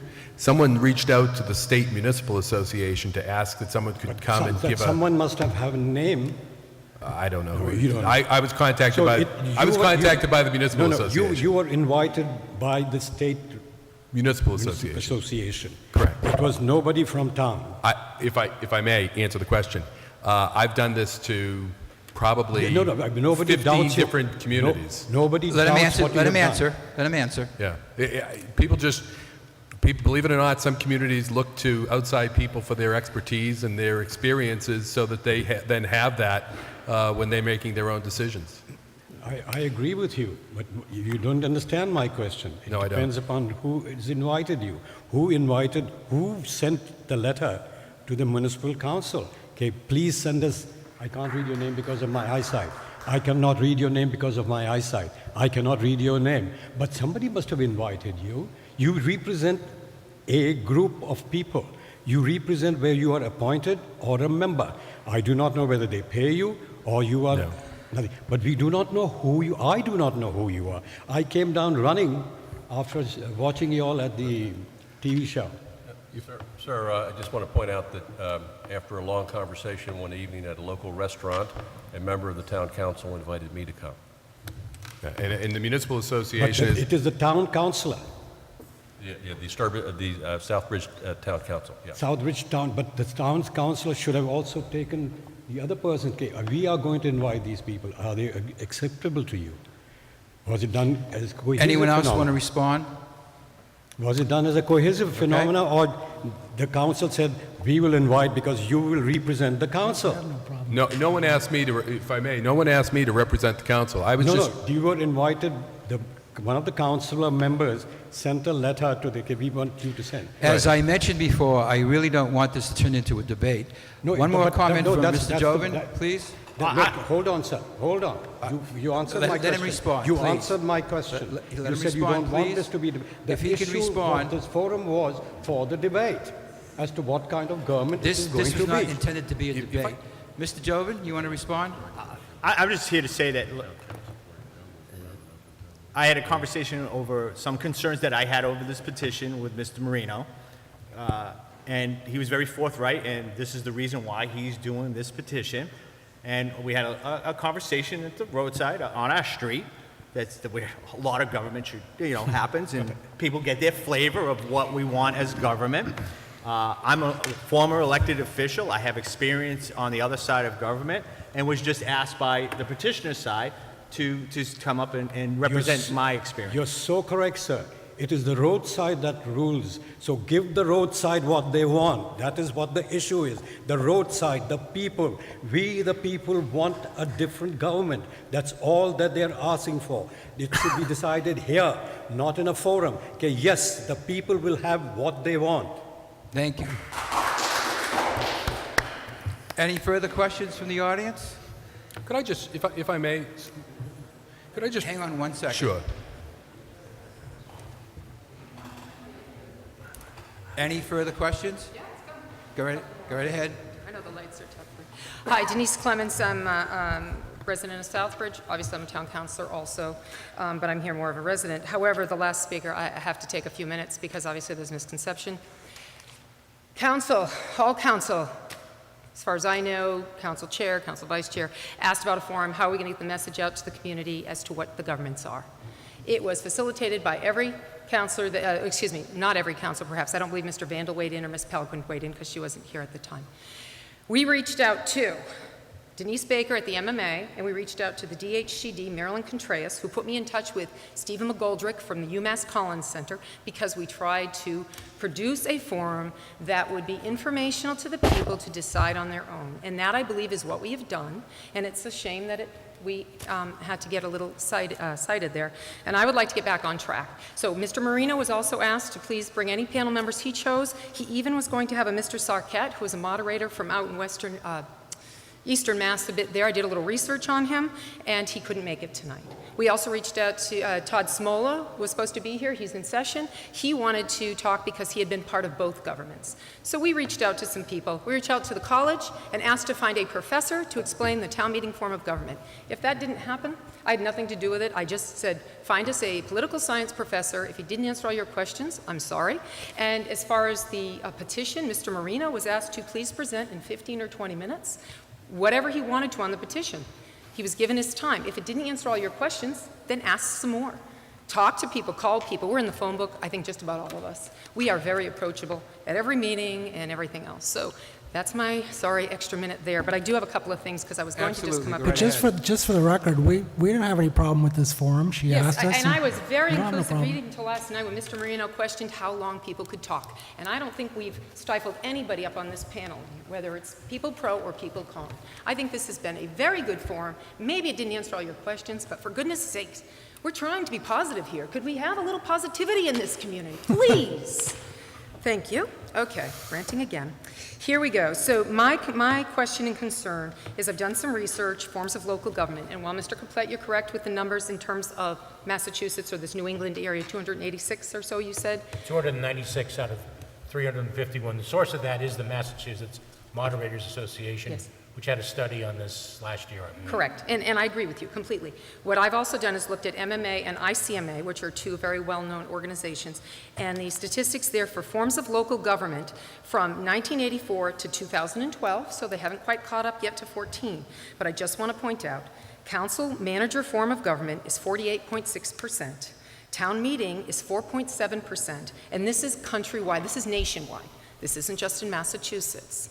So while, yes, town meeting has started here in our area, it's certainly, the trend has been since the early 1900s. Again, the research is all online, and I just looked it up to get some data for myself. The trend has been that town meeting form, which started at 5.6% and 370 back in 1984, is down to 351 overall at 4.7%. And again, as I said, council manager form, which was actually below mayor-council form, has actually increased to the 48.6, while mayor-council has gone 44%. So just some data, just to let you know what the rest of the country is doing. So it's not that we're, I worry about us going backwards, absolutely. So how do you, these statistics and the trends in the rest of the nation, if anybody could please comment on that, or what do you, nationwide, maybe you have experience outside of New England, outside of Massachusetts. I would welcome any information on that, please. Thank you. If I can, perhaps I'm best equipped to attempt to address that. The statutory scheme that sets up governments in general in Massachusetts recognizes only two forms, okay? That is either cities or towns with town meetings and board of selectmen. Fortunately or unfortunately, and I guess that's your viewpoint, we are here in Massachusetts. That's where we are. We are in New England. That is a stronghold of town meetings, has been historically since the Pilgrims. There's an argument to be made that the Mayflower Compact was really the result of a town meeting held on the Mayflower prior to us, the Pilgrims arriving at Plymouth, or after they arrived, I guess, actually.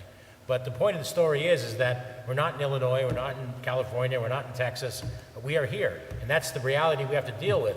And that's the reality that we have to deal with Boston, with the Great and General Court. That's the reality we have to deal with in doing that. The only exceptions are allowed is when you apply for a charter, which is what Southbridge did in '73, and came back with a charter that they've operated under with some modifications for the last 40 years. And that's the reality of it. And we could talk about what they do in Wisconsin, I suppose, but I don't know how applicable that is to the state government we have to deal with, that Mr. Lynch deals with and everyone else deals with. The reality is they're expecting you to be a city under their definition or a town under their definition with a town meeting. Be it representative, be it open, that's your choice. Thank you. Mr. Lynch. No, I think Attorney Caplet is correct. We are in Massachusetts, and that is sort of the distinction that you're either a town with a town meeting or you're not a town. There are a number of communities, the town of Franklin comes immediately to mind, that has a form of government exactly the same as well, I won't say exactly the same, it's very similar to yours, and has worked quite successfully, I might add. But I do think, and I actually had it in my notes here, that the council manager form of government, the form of government you have, is the dominant form of government. Other places did make the decision not to use town meeting. Really, it's only Massachusetts and New Hampshire and probably Maine. Correct. Some of that. Of course, I used to be part of Massachusetts, but most communities are moving away from, as I said, nobody that's gone to a representative town meeting has gone back, and no one that's gone to a town council has gone back that I'm aware of. And so it's a there first for- is a movement there. Thank you. Any Can I, further Bill, can I questions? ask Bill a question, if I can? Can I pose a I'm question? sorry, go ahead. Bill, in Connecticut, you have town meeting in Woodstock, do you not? We do, yes. Okay, most towns in Connecticut as well have town meetings, don't they? For the most part, yes. Yeah, thank you. Go ahead. Yeah, town meeting is New England's history and its tradition, and it goes back to the colonial period, and it's very difficult to be critical of it. But I think if we want to be realistic about it, it's not doing well. It's in crisis. Most communities will tell you that they have to either abolish their quorum for the town meeting or have one that's very low. Town meetings typically are vulnerable to specialized groups and are not all that representative of the community. And I think there's a lot to be said for elections. People who stand for election have to talk to their neighbors, have to experience the cross pressures of people's opinions, and manage to get a majority on the ballot. I think there's something to be said for that. That's the system we have nationally at the state level and at the local level in most other states. And it can work very well. And the people can be engaged in an elective process. I mean, there's nothing that prevents residents of this community from becoming actively involved in the election process for members of the town council, working for them, helping them financially to raise money, and all the other factors that go into getting yourself elected. Town meeting and the whole format there, where you have government that's divided into a lot of boards and committees, I think it's a good idea. And it's hard to be critical of it, but it's failing because people aren't participating. And as Bernie pointed out, to go back to that format 30, 40 years after it's been abolished, that would be a long learning curve, I think, for most town residents. Thank you. Any further questions from the audience? Could we come back to you, because you already asked one question. If these folks have a question, can I come back to you later? Would that be all right? Okay, she let me go, so I... Oh, all right. So you're asking for her? No. I asked her if she wanted to go before me, she put her hand up. How about the other person? You want to go? She cut the line. by I'm just agreement. trying to do this in fairness. She cut the line by agreement. Do you three have questions? Okay. So you'll go next, and then you can go. I believe I was standing there We for ask the quite a speakers to speak Can I up please nice and have- loud. We're having a little bit of a hard time hearing them up here. Please have your name and then your question. I think the microphone's... Good evening. My name is Stephanie DiMartino. I'm a current resident of Southbridge. I reside at 92 Harrington Street. My question is directed to anyone on this forum to answer. If the voters pass this item to return the town government to a town selectman form of government, is there anything preventing the town selectmen from taking the bylaws and the charter and putting it to the voters to bring those items current to reflect the current town selectman form of government? I would think that any change in the bylaws would have to go to the town meeting after the town meeting is established. So town meeting would take that up It is a doable item, though, correct? by the legislative body, by town meeting. Correct. All right, I think we'd all agree with that. all right. Thank you very much. All right. Next.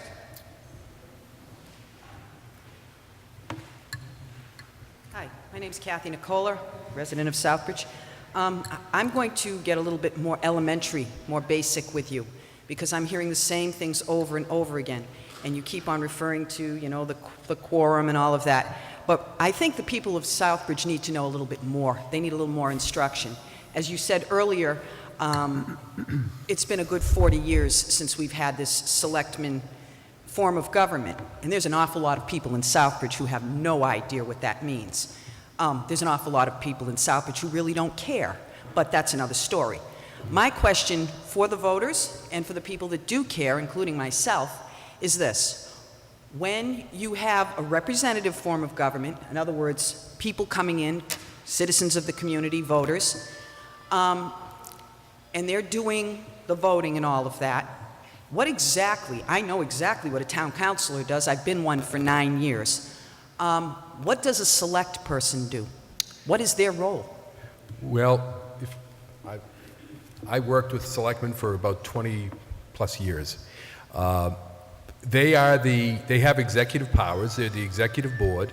They have the responsibility, depending on how your charter reads, and this is one of my concerns about the petition that you have, is it's a bit vague on what the administrator's role is and the selectmen, because they vary. So someone's going to have to figure that out. It'll probably be the legislature, and I'll come back to that a little bit later.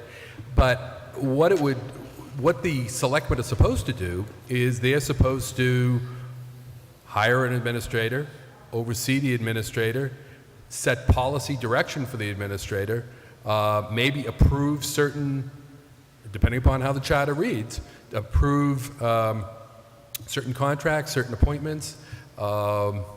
Again, it really will depend. As I said earlier, I think I referenced the fact that the problem with one of the issues with selectmen is it's sort of betwixt and between. It's not and it's interesting. You use the term a selectman form of government. It's really not a selectman form of government you're looking at. It's a town meeting form of government because it's where the legislative power resides. And so the selectmen are sort of in between. They're not the legislative body. And I had many boards of selectmen that were very upset because they had to go to town meeting. And that gave the selectmen an opportunity then to say, well, it's not us, it's the town meeting. Bob made this point. There's a lot of finger pointing. At the same time, depending upon what you want to do, the selectmen have the certain executive powers. Well, how much executive powers do you want them to have? Because then does it become political in decision-making that you don't have an experienced professional manager? And I'm hearing some of this, and maybe that's the issue that you have, and I'd be willing to argue on behalf of a strong manager, as Bob said. I mean, you're running a major business here in the town, and you need to have someone that's qualified for it. So the selectmen are sort of between, and they kind of go back and forth as to what they try to do, and it can become cumbersome, and particularly if the form of government has been the same here for 40 years, the selectmen probably going to want to be more legislative, but that belongs to town meeting. And so again, it's something that goes back to the early days when the town meeting wasn't in session, the selectmen acted on behalf of town meeting. So it sounds to me like a select person's role is not as well defined as a town councilor's. No. And that can also be a major problem in the system. Ideally, the selectmen would limit themselves to certain types of policy decisions, sharing that with town meeting, and allow the town administrator or the town manager to do the administrative work. But what often happens is selectmen become involved on the administrative side. Sometimes the charter permits that. Sometimes the charter says the selectmen appoint the finance director, or the selectmen appoint the treasurer collector. And that really introduces dysfunction into the system, because if the selectmen appoint the treasurer collector and tell the manager, you manage the treasurer collector, you get this triangle relationship. And if let's say the manager attempts to manage the treasurer collector, oftentimes the treasurer collector may appeal to the people who hired that person, the selectmen, please call them off. And so you get dysfunction in terms of sensible and rational management. Thank you very much. One more minute. Go ahead. Sure. I think sometimes you have to recognize the reality of the practicalities of this as well. Whatever side you wish to be on, you cannot extract out of politics the politics. So if you elect a representative town meeting, you'll have politics in that situation. If you elect your town council, you'll have politics in that situation. If you elect your board of selectmen, you'll have politics in that situation. And the question you need to ask, I think quite simply, is do you want to eliminate or remove politics from your political process? I think not. You got to get engaged with the idea. Our nation stands for the proposition. It's a representative democracy. If you don't like what's happening, get engaged, get people behind you, get the votes, and get on the council, get on the board of selectmen, and you then have the political power. It's basically a simple situation no matter what form you use. You can't get that out of the process. If you don't like that, I dare say, I don't think you'll like politics in America. You're not going to enjoy it. Thank you, Bill. Thank you. Next.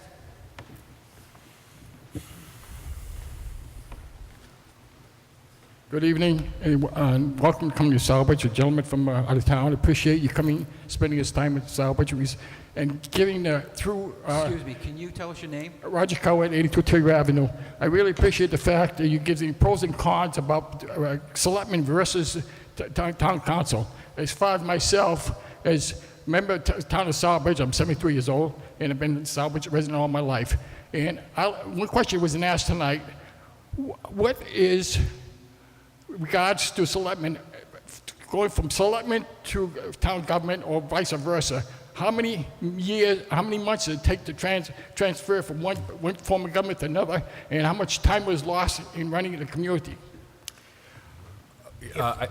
Okay, if the petition was to be approved, once the state legislature came back with whatever legislation they did, and by the way, they're not asking for a particular charter. This is to return pretty much to the statutory powers that selectmen have and town meeting have. There are many towns in Massachusetts to this day that don't have town charters and operate just under the statutory powers given to the Board of Selectmen, which is the executive powers and the legislative powers appointed out of the town meeting. But having said that, assuming it was approved in whatever form, then there would be at the next annual election, there'd be an election for selectmen, an election for moderator, if that was included in there, and on the day after the election, when they were sworn in, that's when the transition would occur. So there would be a period of time, and I don't know when the legislature is going to act, I can't speak for them, between the time of the approval and that election. Hopefully it's not a week, hopefully it's several months, maybe as much as a year, in which you could have that time to figure out how the transition was going to occur, address what bylaws needed to be updated, which ones you could still keep from 1973, which ones have been passed since that are good ones. I mean, those sort of things that have to be adjusted. There's a myriad of details here, there's no question. The concept, however, is to change from town manager, town council, form of government, to selectmen, town meeting. Now, what's interesting is after this was adopted in '74, there was a special legislation passed for Southbridge. There was so much confusion about what Southbridge was, city, town, whatever. The legislation said that the town manager assumes all duties of the selectmen, and the town council, the group that normally sits here, assumes all the duties of the town meeting. And for all other purposes, Southbridge is a town. That's what the legislation said. It's about 5 lines long. Thank you. Mr. Lynch. Well, sir, you go ahead. Go ahead. Another question is, talk about returning. Do you want to respond to that first question? Well, the only comment I would make is it is up in the air. I mean, the legislature's not going to do anything this year. I'm guessing. I mean, they're going to be going out of session. It's an election year. They're going to be going out of session probably in early July, middle of July. They're not going to be coming back, so it won't be taken up probably until next year. It's not just, it's largely just your standard town meeting, but then you have the inclusion in the petition about the in-house engineer, which is not part of the standard form. So it sort of lays it on the table of the state legislature how they're going to do this, and I guess that brings a question up of my own of why would you just send the decision making about your form of government to Beacon Hill instead of just doing it yourself here with a home rule charter that you're allowed to under the law? Why not let your citizens have a charter commission, look at this, make a decision, instead of saying, here's this document that is a bit vague and does have some things that really don't tie into just form of government, and you'd send it down to Beacon Hill and let people from Lenox make a decision on what Southbridge should have? Mr. Lynch, I'll give you the answer for that question is, we had a problem with Southbridge regards to the registry of motor vehicle, and they moved it from Southbridge to Charlton, and on the turnpike. Yep. Well, I did the petition with Mrs. Clements, Council Clements, and we worked 10 consecutive days, and we collected over 6,000 signatures. We gave it to we gave the Lieutenant Governor, and they sat on it and sat on it and sat on it till we protested, raised holy, you know what?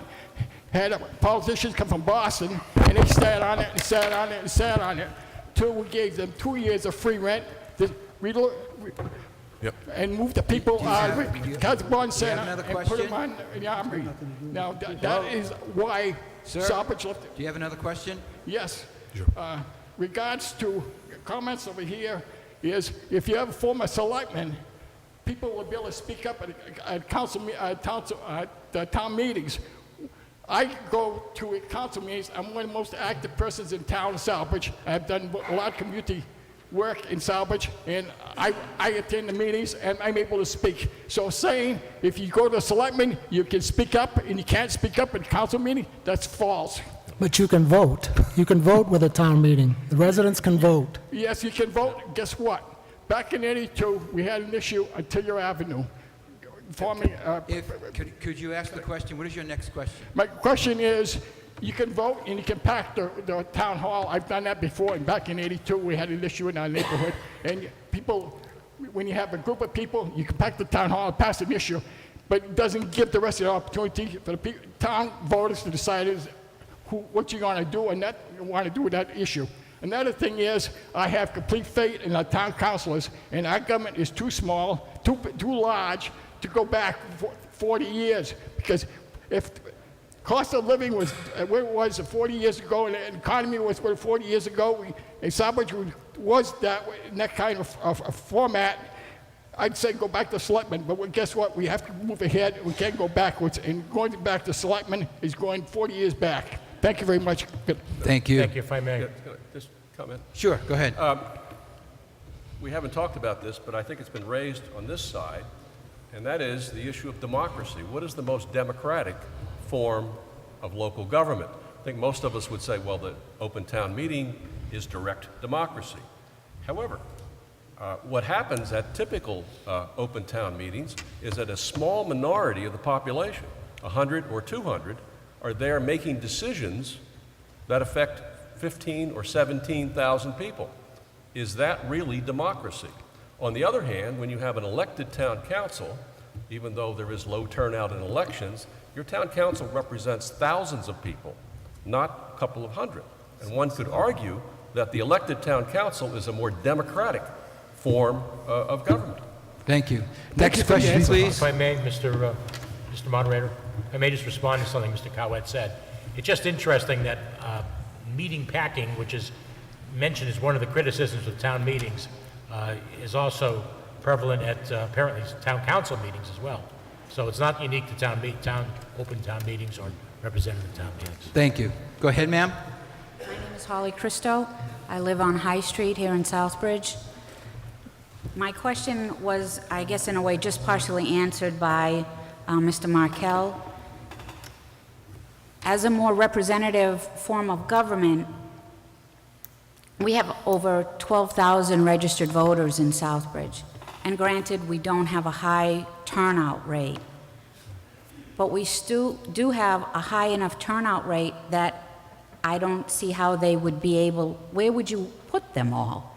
Say we had a 3,000 voter turnout.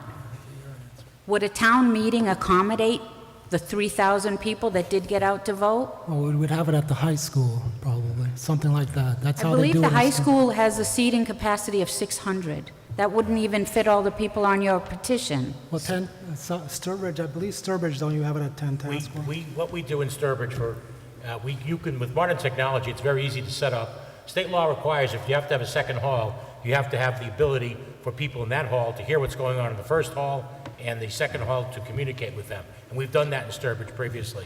The town of Westboro has, I believe, some god-awful amount of voters. I want to say 15 or 20,000, and they still have open town meetings, and they conduct their business very successfully. Joe Harrington, the moderator there, has told the story of being in charge of a town meeting which had 6,000 or 7,000 voters at it. Thank you. Next question. Kind of the opposite problem of what we're talking about. But they had town meetings here before, and they accommodated all the people. Hello, my name's Robert Clements. I live on Country Club Place in Southbridge. Lifelong resident, actually multi-generational. We go back to the 1600s. So, been in Southbridge a long time. Actually, formerly Charlton. How's that? My question is, I want to get this back to a forum. Okay, the petition people have sent out a letter to most of the residents in town stating that we, the people, don't have a voice. And I kind of want to get both sides to the point of talking about how the people have the voice. People are saying, well, town meeting form of government, I get to go and vote.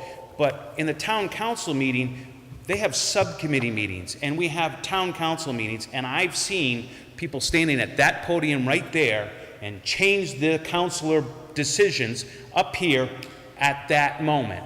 And people are saying they don't have it. So I want to hear from both sides, why, where are we in this? We the people. I want to, in other words, get us back to the forum format and say, let's talk about which side, either side of what we are right now has the better form of responsibility and being able to listen to the people.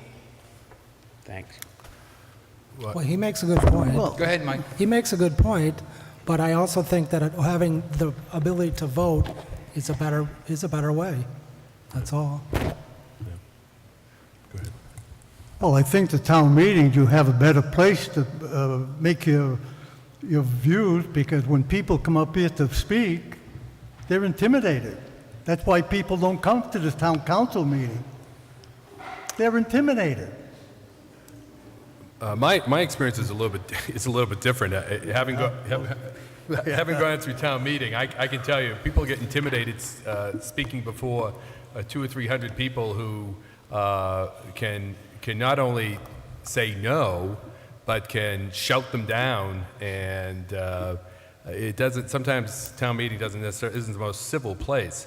I mean, I like the last speaker mentioned. I mean, you do have, and someone else mentioned, you do have the opportunity to come and participate and give your opinions. And I'm looking around this room. I think that's a balcony up there, or something looks like a balcony. I mean, you could probably fit 200 or 300 people right in here.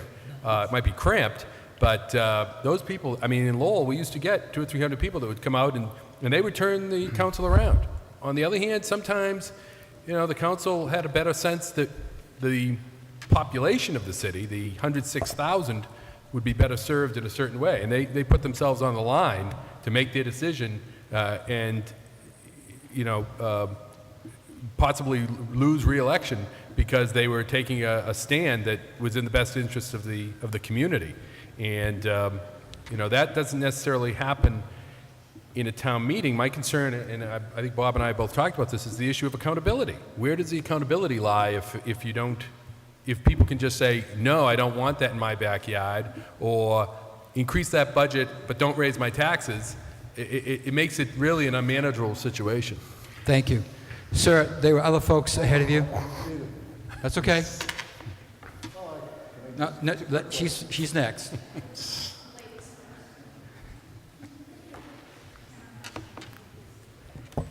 Good evening, gentlemen, and thank you for being here in Southbridge. My name is Lisa Kroc. I own the Vienna Restaurant and Historic Inn with my husband. And my question, well, it's at 14 South Street. My question is not only what is the duration of time that it takes to turn over from one form of government to the other, but also what is the cost, and is it the taxpayer that picks up the bill, or is it the Commonwealth? And does it affect the grants or funding that the town has? Does it change it at all? And would it make us more famous if people all knew who we were? Petitioning the legislature to change the charter is one method.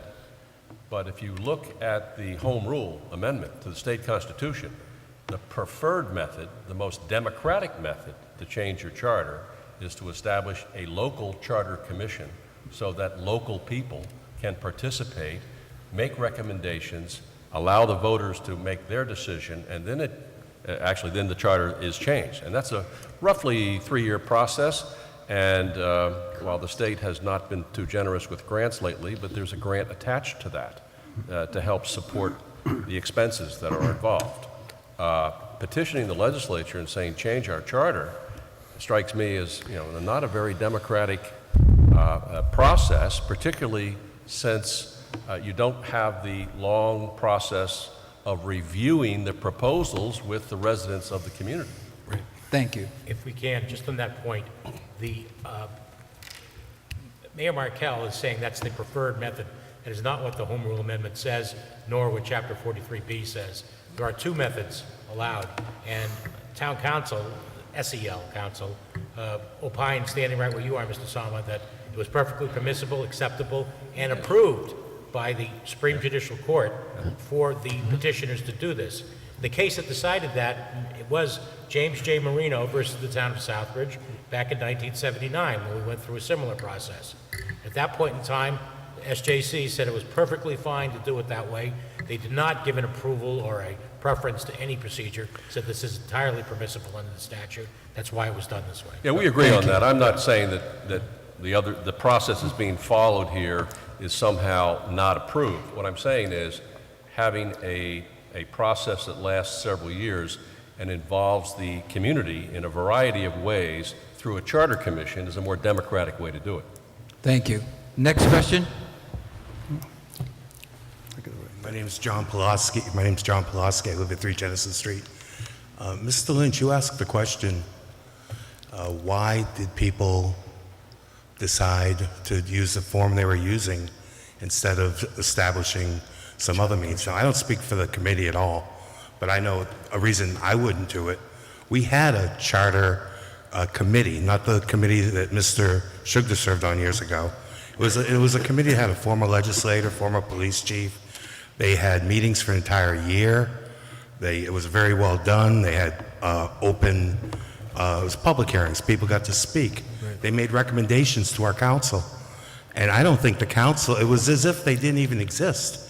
What got sent to the legislature was another set of rules. And that answers a question that you touched on, Mr. Markle, that in fact, you're talking about accountability. Actually, it wasn't a question, it was a statement. You can presume, from out of town, and I do appreciate each of you coming to town and sharing your wealth of knowledge with us, but there's some things you probably weren't briefed on. This town is unique. Every town is unique. We actually have accountability of our town managers? And we voted for it, the few people that showed up to vote. We need 2/3 to fire a town manager. 2/3. And there was, maybe that's because a town manager almost got fired with 5, but one of the gentlemen passed away, and he was a good counselor. But there's reasons. Like, I understand the open meeting law in the Commonwealth was inspired by the way we do business in Southbridge. We play politics. It's a contact sport in this town. Why do people not come up before here? All they got to do is, this past council's been very polite with me, but some councils in the past, I don't look like a timid guy, but sometimes I was afraid to go up there. You don't feel like you're listened to sometimes. Do you have a question for them? Yes, well, my question, and that threw me off a bit, but the question was, let's say we have the wisdom to go back to our time-honored form of government when things did seem to work well. Is it not true that it wouldn't take very long if it's a failure? I personally don't believe it would be. But if it is a failure, can't we just go right back to this other system we have, the system we have now, in a relatively short period of time, if it doesn't work out? Isn't this really where we're getting to test drive this form of government that's worked so well in New England for centuries? Well, I don't know if it's worked so well, but that's up for debate, I guess. It certainly works in some communities, and again, no one goes back once they move away from it. And it isn't, government is far more complex. Everything is more complex today. I mean, I grew up in the 50s and 60s, and it was a wonderful time, but it isn't the 50s and 60s anymore, and it certainly isn't the 1700s. Things are far more complex today than they were then, and it requires a different way of doing business. And but you'll spend a year or so trying to figure this out. You'll put it in place. It'll probably be in place. Maybe the legislature will take it up early next year. You can get an election. I guess your election's in June.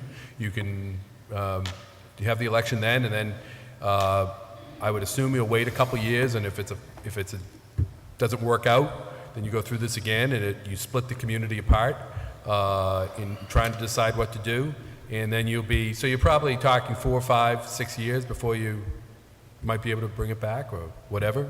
I don't know. And ultimately, I think it is up to the citizens of Southbridge to figure this out. And we're just here today to just give you our perspective because we've worked in different forms of government. But again, I go back to it. Bob and I both have hit on this. I think the best way to do it is really study it. This sort of petition has a number of holes, and I think some questions are out there that need to be addressed. And I think it really hasn't been debated. I mean, this is it. You're changing your form of government for, how big is the budget here? $50, $60 million? And this is it. Tonight is your forum to decide what to do with your form of government, how you're going to manage $50 or $60 million. Take some time. This is important. So that would be my recommendation. Thank you. In the interest of time, sir, another question? Oh, all right, go ahead. Absolutely. Sure. I'll just make a brief comment. Again, I've been kind of intentionally general because I recognize the fact that the panel had experts on it who I think have educated everyone if they've listened. I don't know why this doesn't amplify my voice. Can anyone hear? Testing. Yeah, I think that, it would be instructive to recognize that there is no form of government. There is no form of government that you can choose one or the other that's cornered the market on the negative things that you might find in the government you don't like. In other words, there's going to be whatever you don't particularly care for. If there's intimidation that you think is the problem in your town meetings, I don't think the form of government's going to deal with that. There's a different solution for that. It's not the form of government. And I also would suggest to you quite strongly, because I recently participated, I mentioned this, in a referendum effort, which, if anyone's been paying attention, when you have 12% voter turnout, when you have 25% voter turnout, think about what that means for our democratic process. We are a representative democracy, there's no question about that. And we allow a minority, a small minority of our citizens to determine what our government's going to do. I think that that's just absolutely ridiculous proposition. But if you get engaged in the political process, if you like politics, if you like the electoral process, if you go out onto the street and call out the vote, you will cure a lot of the ills in government. I think you'll get engaged with the community. I know people here are engaged. You get engaged with the community. You'll work the political system on the upside of it, not the downside. And I'll close by saying one thing. I also, in addition to teaching political science, I have the privilege of teaching a course which is called Critical Thinking and Problem Solving. It seems to be a course that's advanced throughout America in the curriculum. And one thing that we require our students to do, and I think that I recollect this as part of law school training, don't argue your case that you can win, because you've already researched that, you've developed your argument, and you can win that. Argue your opponent's case. Try to find what you can positive in your opponent's case. See what advantages your opponent has offered, what salient arguments your opponent has made before you make your final decision on whether you want to change your form of government. Take a look at the other side, and I dare say you'd find some things, if you're honest, that you'll find advantageous about the other side, and that might help you make a decision. Thank you, Bill. Your question? Thank you, Mr. Moderator. We've been talking a lot about selectmen, form of government, town managers, town administrators, and whatnot. My question is directed to two people. One that I haven't heard from very much tonight, and he's the head petitioner, who has been on this mission for several years now. And my question is going to be directed towards him and towards Professor Loftus. Mr. Kenny had brought up the fact that we are a public forum, and he was expecting to hear the different forms of government and what they are. So because we've been hearing a lot about selectmen, town managers, town administrators, I would like to understand what a strong town manager or town administrator is, what is the difference between strong and weak in that form. And then I would like Mr. Marino, if he could, to please answer, in the petition here, you're given the town administrator the right to appoint our department heads and the selectmen to do all the firing. They would make all those decisions if so necessary. The Board of So Select- I would like you to explain that after Professor Loftus explains the weak and the strong forms of government. Thank you. Well, I guess the answer to that would be it's not whether or not the manager can like bench press 350 pounds or not. It basically has to do with the powers that you give to the manager. And I think the powers that get shared with the board that oversees the manager. So yeah, you'd have to define that in your governing document, your charter, I suppose. You would say what the powers that the town manager has in your government, and in a strong form. I mean, simply stated, the manager has more powers to run the government, whereas in a weak form, those powers are more limited, and I think retained by the Board of Selectmen, I suppose, if you're talking about it in that format. So that's a simple Mr. answer. Marino? Yeah, and I'd just like to add that what you do is give the power to the people that are elected, and because town managers and town administrators come and go. So you make the Board of Selectmen more accountable. And all the political appointees that the last town manager here had were all political. If you didn't like them, if you were qualified and you wanted to get on a committee, he wouldn't appoint you. And the next guy to speak is one of them, okay? So that's why it's in the petition to give the town administrator less powers and the Board of Selectmen more powers. Thank you. Michael? In our petition, the town administrator does not have the power to appoint, suspend, remove town officers or employees. And that's what's in our petition. Thank you. Sir? Jim Satilli, Hinedale Street. This is a question, I guess, for Dr. Loftus. This will be a political science exercise.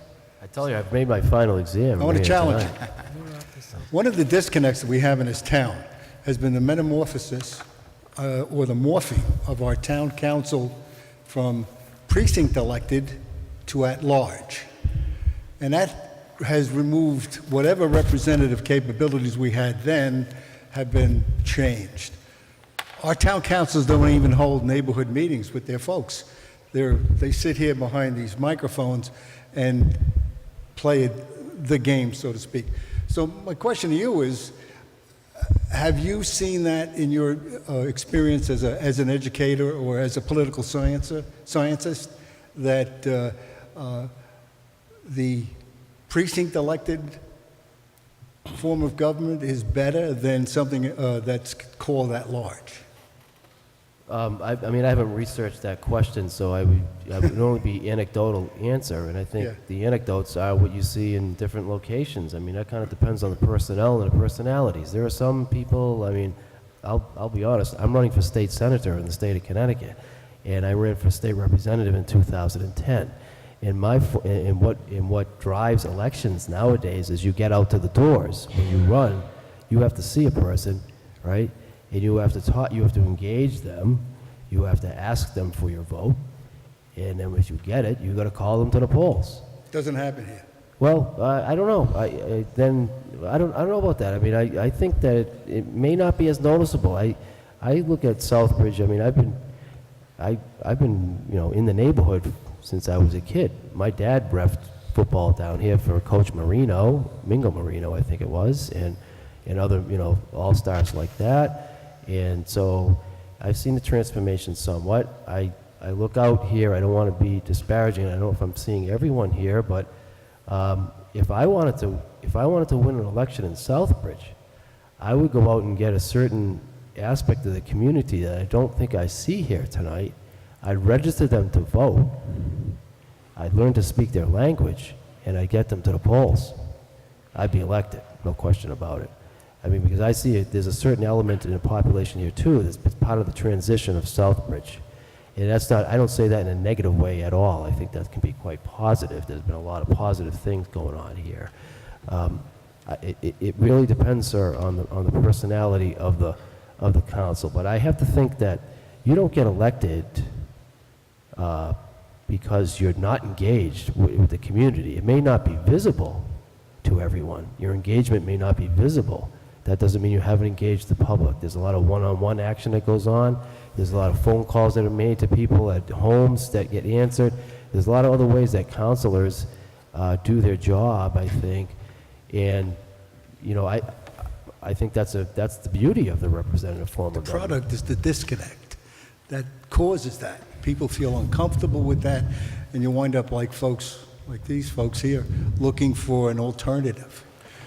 So that's you have to, and I'm sure there's plenty of people out there feel the same way. Whether it goes down or not, how do you change if we stay the same? How do you teach these counselors to be more representative of our folks? But I see that as two different complaints, though. I see two different complaints being made there. One is we don't get a chance to vote on everything. The other one is that those that we've elected into office are not responsive to us. And I think they're both involved there, but I see those as two distinct complaints. And I don't, you know, and I'm telling you right now, the petition as it's proposed, that's a viable alternative. I'm not here to take a side one way or the other based on what I've seen. Thank you, Bill. John has something to say. Yeah, that was changed, the precinct was changed through the charter because the town, we weren't getting enough people from precincts to run for council. And That's wrong. You're totally wrong, sir. What's that? That's wrong. That's an anecdotal statement and not based in fact. It was changed in order to bring the council away from the electorate so they could control this government more. Hang on one second. John, are you finished? Yeah, he's wrong, that's okay. Yeah. Okay, go ahead. Again, I'm not from Southbridge. I don't know the history of all this. So, but it seems to me that you may suspect that was the reason, but that's not a legitimate reason to do it. Generally, there are two arguments for at-large, and Lowell wrestles with this because Lowell has a tremendously diverse population, and most of the people come from one particular neighborhood or two particular neighborhoods. But generally, the model nationally is to have at-large for two reasons. One is because there are communities that it becomes difficult to get people from particular districts to run. And so I guess if someone were to put their name on the ballot from a particular district, there would be a clear shot in, but the problem is they don't. The other is that at-large tends to have a broader vision for the community. Disconnect. No, not disconnect. Of course. No. They're looking for what's best for the community as a whole, as opposed to a horse trading over which streets get paved or which school gets what in a neighborhood. They're looking at it big picture, and that's the argument for. Now, disconnect. I hear this tonight, and I hear this a lot of places. As I said earlier, I just completed a course at Suffolk University, teaching a course at Suffolk University on this very topic of engagement. And I had people in the class, government officials, I will tell you, from about 20 different communities. Town meeting form of government, the city of Boston had 4 people sitting there, the town of Watertown, which also has a council manager form. Engagement is an issue everywhere. Southbridge might consider itself unique, and it is, I'm sure, a unique place, as every community is. But that issue of engagement, that issue of disconnect, is everywhere. And some of it's real, some of it's just sort of being overwhelmed, I think, by what's going on and dissatisfied with where we are economically or socially or whatever. But everyone is feeling a level of disconnect, and it isn't unique to the town of Southbridge. Thank you. Michael, you want to add something to that? I just wanted to say that, we're just getting off track here. Our main issue is open town meeting. That's what I'm here for. It's a simple message, I know, but that's really all. For me, that's what it's about, having the right to vote at town meetings. These other issues seem to me just to be side issues, disconnect, things like that. Thank you. Thank you. Sir?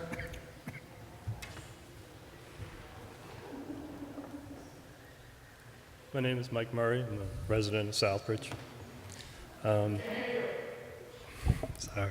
Mike Murray, resident of Southbridge. This will be our last question. I come here tonight with an open mind, trying to decide what would be best for Southbridge. For me, a voter. And I've heard that the town meeting argument against it is special interests. I'd like to counter that argument with the special interests of a council form of government, because as in a town meeting, it all depends on who shows up. In a town council, it depends on who gets elected. We have historically seen 5-4 divides in our council, and we've also seen some controversial appointments on boards. So given that special interest is neutral on both sides, what really it comes down to me as a voter is what we're kind of just getting at and disconnect is communication.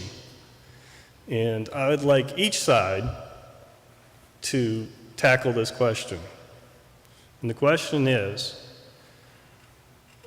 why do you feel your form of government provides better communication of the facts and issues to the people over the other form of government? Thank you. Gentlemen? Take a whack at that? Yeah. Well, I don't think we're doing a very good job at all levels of American society in communicating the important issues. Part of that is, I think, attributable to the media and their style. Turn on the local news and you get fires, crime, and accidents. You don't get, and celebrity stuff. You don't get, today the town of Southbridge is facing its charter and whether or not it ought to be changed. So part of that's the media, but also I have to say this, part of it is the public. I encounter large numbers of people who don't care, who are politically inert, who have dropped out. And basically, in a very American way, they're saying, I can live my life without government, and I don't have to be involved. And in many ways, that's not surprising in the United States.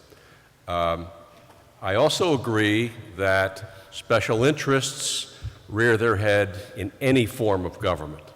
Perhaps I'm a little jaded because I see it at town meetings quite a bit. Let me just give you one example.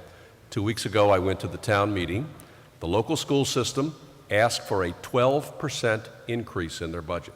12%. The Finance Committee announced ahead of time they were going to go for 4%. The proponents of the 12%, all surrounding the education establishment, packed the meeting, voted the 12%, asked for reconsideration, got it defeated, and then got up and left. And when you see that on a regular basis, perhaps you become a little more jaded than you should be about town meeting, because it seems like it's even more vulnerable than an elected council to that kind of activity. Thank you. Michael, final comment? As I said when I first came here tonight, it's really just a simple issue. If the residents of this town are satisfied with the status quo, they like a city form of government, and they like the 9 councilors, then they should probably vote no on question 1. But if you are dissatisfied with the way this town is being run, and you want to have a voice and be able to vote on the issues that affect you as residents of Southbridge, then please vote yes on question 1. It's really as simple as that. And thank you for attending. Thank you, gentlemen. I think this is a lively discussion tonight. Thank you, audience, for cooperating with me, as well as the panel. Thank you again for cooperating with me. We are going to conclude tonight by saying please enjoy the rest of the evening. Thank you very much, all of you. Thank you. Thank you for your work. Good luck with it.